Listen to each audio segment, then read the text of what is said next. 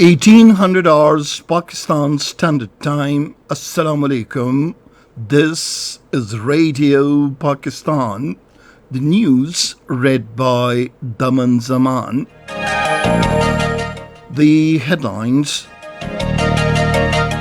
Pakistan and Tajikistan have agreed to further deepen bilateral relations in diverse fields with special focus on promoting trade and economic linkages.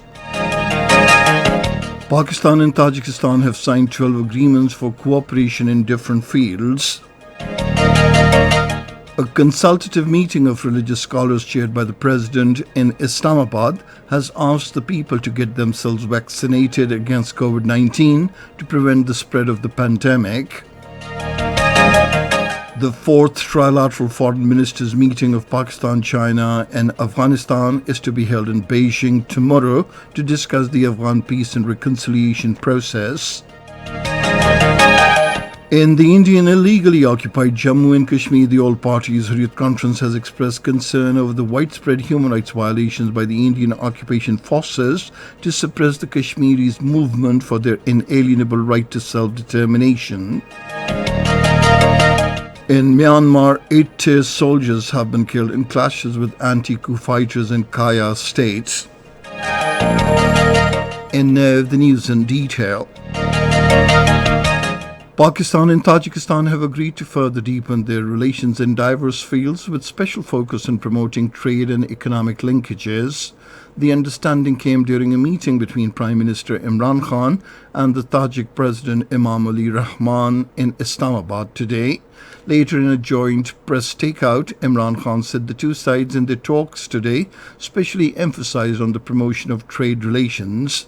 He said political settlement in Afghanistan after the American withdrawal is of vital importance, both for Pakistan and Tajikistan to promote their trade.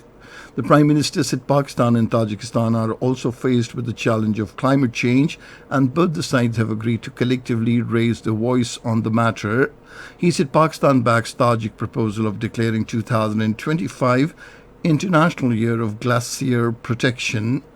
Alluding to the situation in the Indian illegally occupied Jammu and Kashmir, the Prime Minister said relations with India cannot normalize until it rescinds the controversial steps of 5th August 2019. In his remarks, the Tajik president said his country considers Pakistan as a reliable and trustworthy partner at the international stage. He said the two sides have agreed to resume business council as well as the joint working groups on energy and infrastructure as soon as the situation improves after COVID-19. Pakistan and Tajikistan have signed 12 agreements for cooperation in diverse fields including trade, anti-corruption, infrastructure, education and culture. The President of Tajikistan, Emomali Rahman, and Prime Minister Imran Khan witnessed the signing ceremony in Islamabad today. The Foreign Minister Shah Mahmood Qureshi says Pakistan is determined to enhance bilateral cooperation with Tajikistan in diverse fields including education, housing, infrastructure development, technology and energy. Talking to the visiting Tajik President Emomali Rahman in Islamabad today, he said the two countries have immense potential to expand multifaceted bilateral cooperation, including trade. The Foreign Minister said timely completion of important projects like CASA 1000 will help establish energy corridor between South Asia and Central Asia. The Minister for Information and Broadcasting, Chaudhry Fawad Hussain, says ECO is a powerful forum and it should mutually collaborate to promote tourism in the region. Speaking at the General Conference of the Parliamentary Assembly of ECO in Islamabad today, he said Pakistan has great untapped tourism potential. The Minister said the government is facilitating foreign tourists through a new visa regime. Speaking at the conference, the Minister for Planning and Development, Asad Omar, underlined the need for harnessing the trade potential of Economic Cooperation Organization countries by creating infrastructure of connectivity. He said we have to develop rail, road and air linkages besides simplifying the visa regime to achieve the objective. A consultative session of religious scholars chaired by the President Dr. Arif Alvi in Islamabad today asked the people to get themselves vaccinated against COVID-19 to prevent the spread of the pandemic. In a joint statement on the occasion, the religious scholars from different schools of thought agreed to convince the people for vaccination. Reading out the contents of the statement, the President said millions of people have become victims of COVID-19 and the religious scholars give weightage to the opinion of health experts regarding vaccination against the pandemic. The President said religious scholars agreed to the fact that convincing the people for vaccination is one of their prime responsibilities. This is Radio Pakistan. The fourth trilateral foreign ministers meeting of Pakistan, China and Afghanistan will be held in Beijing tomorrow. The foreign minister Shah Mahmood Qureshi will virtually attend the meeting. The Chinese Foreign Ministry spokesperson Wang Wenbin in Beijing today said the three foreign ministers would have in-depth exchanges of views on the Afghan peace and reconciliation process and counter-terrorism and security cooperation.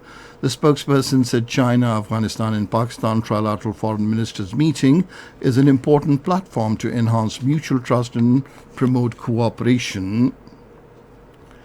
In the Indian illegally occupied Jammu and Kashmir, the All Parties Hurriyat Conference has expressed concern over the widespread human rights violations perpetrated by the Indian occupational forces to suppress the Kashmiris' popular movement for their inalienable right to self-determination.